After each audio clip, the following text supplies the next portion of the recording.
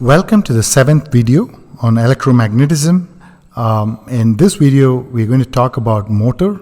But just a reminder, we saw in the previous video that a current carrying conductor, it experiences a force in magnetic field, right? A current carrying conductor in magnetic field experiences a force, and that force is defined by F is I into L cross B, where you align your fingers in the direction of the current, that's the direction of L, and cross B means you turn towards B and the thumb gives you the force. So here's a simple diagram of a motor. So in a motor, what we do is we pass a current, and the current is passed from this end, and always you make sure that you pass a plus from here and a minus from here. And so the current follows this direction. It goes in and comes out like this. And here you can again try to do your the rule of L cross B. The current is going like that, and B is towards here. So because on these two ends are magnets. So if you want to see the model, it looks like this. So we have the model here. So we have these two magnets, and this is our coil. So that's what we have tried to draw in this diagram. So the magnets gives a magnetic field which is steady in particular direction, and in one direction as the current goes in.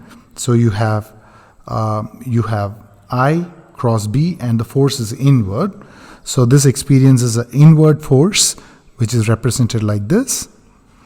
And on this end, you will experience, you align the four fingers in the direction of the current, turn it towards the magnetic field, and your thumb says up. So which means your direction of force is out.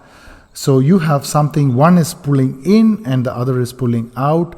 So what you have is a torque, and the torque makes the motor rotate in this direction. So let's see the motor in action before we see the details.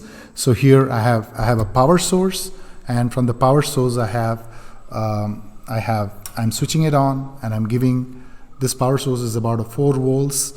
And now let me touch this brush. I just need to give it an initial torque.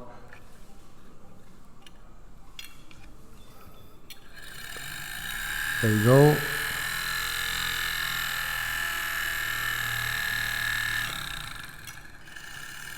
There you go. So you have the motor rotating at great speed. Now let's look at the details of this. Now what you have here is these two things are called the brush.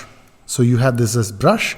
A brush is something that connects this to the stator part to the rotating part. So through this we gave the current. So let us draw those brushes. So we're going to represent those brushes like this. There's going to be a brush on one end and a brush on the other end. And connecting the brush is what we call as slip rings.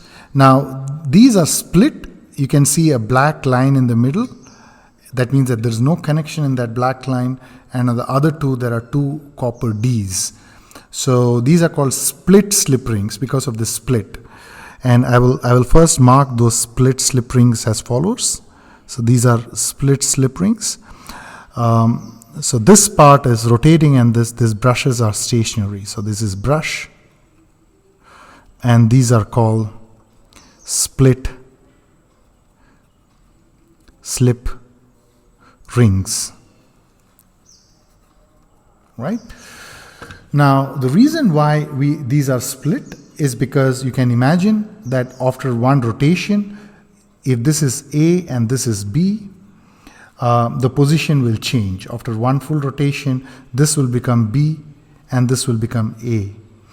And you can imagine, irrespective of whatever, how much of a rotation it does, this kind of configuration ensures that the current is always flowing in one direction. That is, the current is always flowing in this direction. And that is very important to us because that ensures that the torque is always in one direction. Otherwise, the torque will change. Otherwise, you'll have a situation wherein, the motor will go in this way and then suddenly in the opposite way, and this way and the opposite way. So you can use your imagination on this, on why that would be the case if I reverse the current. So to ensure that current is always going in one direction, we use this concept of split ring. So I hope you enjoyed this video. Before we end this video, I know you want to see this once again. So let's try this once again. Let's try the motor once again. There you go.